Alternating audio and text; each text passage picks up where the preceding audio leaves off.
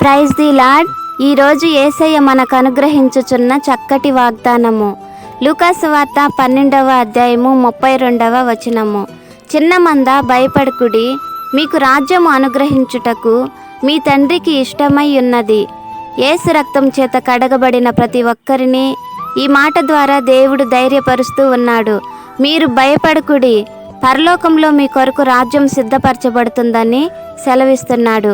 మన ఆత్మ సంబంధమైన జీవితాలలో ప్రభు కొరకు మనం జీవిస్తున్నప్పుడు ఎన్నో శ్రమలు, ఎన్నో సమస్యలు, ఎన్నో నిందలు, ఎన్నో అవమానాలు, కఠినమైనటువంటి హింసలు మనకు ఎదురైనప్పుడు అంతరంగంలో ఒక దైవికమైన ధైర్యముతో ప్రభు రాజ్యం మీద మనం మనసు నిలిపి వాటన్నిటినీ తాళుకొనుటకు కావలసిన దైవికమైన కృప కొరకు మనం వేడుకోవాలి.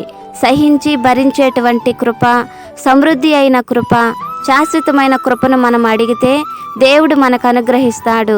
మన ఆత్మ సంబంధమైన జీవితంలో, విశ్వాసయాత్రలో మనకు శోధనలు, సమస్యలు ఎన్ని ఎదురైనా పరిశుద్ధ జీవితమును కాపాడుకుంటూ పరలోక రాజ్యము కొరకు వారసులముగా మార్చబడుదుముగాక.